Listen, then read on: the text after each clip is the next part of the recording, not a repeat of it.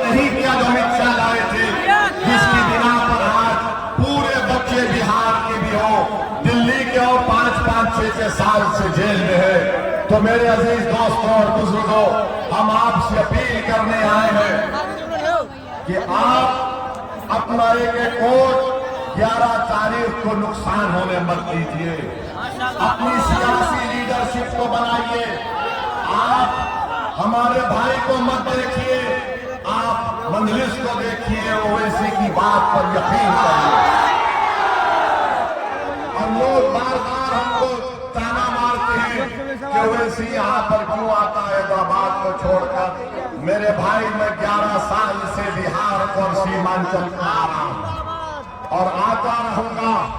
आप अपने इत्तेहाद को मजबूत रखिए, अपनी पार्टी को कामयाब करिए। याद रखिए, अगर आपका विधायक नहीं होगा तो फिर 5 साल आपको नाइंसाफी का सामना करना पड़ेगा। नौजवानों का मुकद्दर पलायन बनाकर रख दिया, बच्चों को स्कूल से महरूम रख दिया, बेटी को डिग्री कॉलेज से महरूम रख दिया।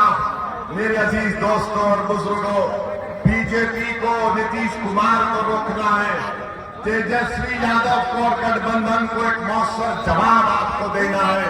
इस विधानसभा से हम आपसे अपील कर रहे हैं कि आप मजलिस इत्तेहादुल मुस्लिमीन के उम्मीदवार को अपनी दुआओं से और अपने वोट से कामयाब और कामरान करेंगे ना।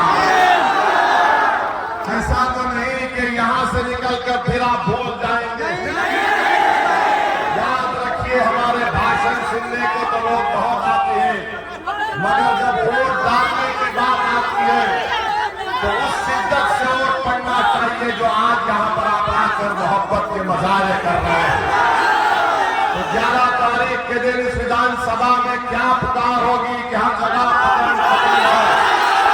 हमारी माँ और बहनों से अपील कर रहे हैं, बुजुर्गों से अपील कर रहे हैं कि आप पतन के निशान पर वोट लगाकर अपनी पार्टी को, अपनी क़यादत को कामयाब करिए।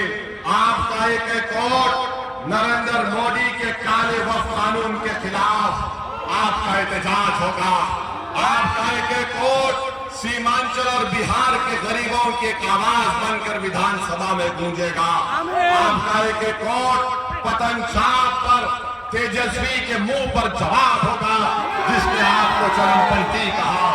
याद रखिए, आपने पिछले 40-50 साल से मुख्तलिफ सियासी पार्टियों को वोट दिया, मगर आपको हमको क्या हासिल हुआ बताइए। गरीबी हमारा मुकद्दर बन गई, बेरोजगारी हमारा मुकद्दर बन गई, जमीन कटाव हमारा मुकद्दर बन गया। पुल नहीं है, हमको कश्ती में बैठकर अपनी जान को खतरे में जान डालकर जाना पड़ता है। हमारी बेटियों के लिए अस्पताल नहीं है, जच्ची के लिए। ये सब मसाइल हैं। इसका हल एक ही है कि आपके पास सियासी ताकत हो। हम किसी समाज के खिलाफ थे न कभी रहेंगे इंशाअल्लाह।